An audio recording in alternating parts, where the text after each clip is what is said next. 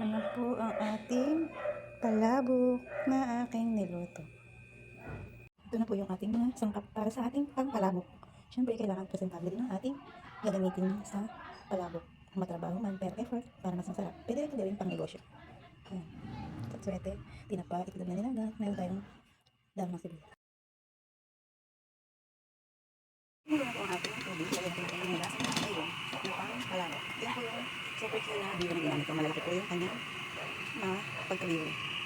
At dahil paborito po ang ating palabok, kailangan matyaga tayong magluluto dahil napakasarap nito pag ito ay naluto na.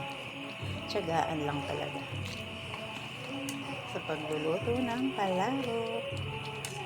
Ay ng noodles, para ka na nagpapansit or spaghetti. Dahil mainit na ang ating mantika, maglagay tayo ng bawang. Maglagay tayo na natin. Sarap, mas maraming bawang at malasa ito. Isunod na ang sibuyas para mas lalo gumango ang ating ginisa. Nalabas na ang kanyang aromang bango. Nakapagpasarap at palasa dito sa ating palabok. Tinapa. Ibigisahin natin yan sa sibuyas bawang. Ang hirap talaga mag-video. Hawak mo ang cellphone habang nagluluto pa. So, ilagay na natin ang water. 2 cups of water. So, mag-add tayo ng asin. Depende sa inyong panlasa. Kung gusto nyo maalat o sakto lang. Ako gusto ko sakto lang. And then, maglagay tayo ng paminta para merong anghang ating palabok. Yan.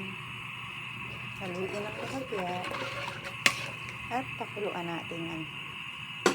Siyempre pa, ito yung ating atswete. Organic lang ang ating food color para mas lalong sumarap ang ating palabok at presentable tignan. Yan po pala yung ginagamit ko pang palabok. Saka po sa mga bopis, yan yung ginagawa kong pang kulay. Ayan, ang ganda na ng kulay niya. Yan, sarap. Kumulo na ang ating sauce ng palabok. Ang bihon naman ating ihahalo. Wow, suwabe. Half kilo lang po pala itong ginawa natin na palabok. Halu-haluin lang po natin yan para mag-mix ang lahat ng mga sahog. Guys, dahil na po ito. Halapan natin ang buhay. Yan kung gusto ng palabok. Dahil na daw. Wow. Yan. Guys, maglalagay tayo ng egg. Yan. Sa ating palabok. Yan. Arrangement natin para mas maganda. Bakit ka pa o-order mo? Pwede ka naman magluto. Ito yung sibuyas. Dahon sibuyas.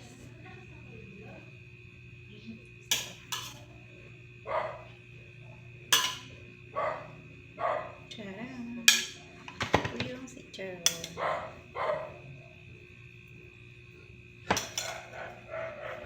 Ayan, sa ibabaw. Charan. Charan. Hi guys, mapagpalang araw po sa lahat. Tayo po ay kakain ngayon ng palabok. Yan, parang in-order lang, no? Bakit ka pa order kung marunong ka naman magluto, diba? Ito yun, sarap. Tayo ay kakain. Yan. Yan, sarap. At want to sawa pa ang ating palabok. Simple lang yan, guys. Tinapa lang na sahog. Malasa na. Natin ang ating sakto lang lasa. Sarap.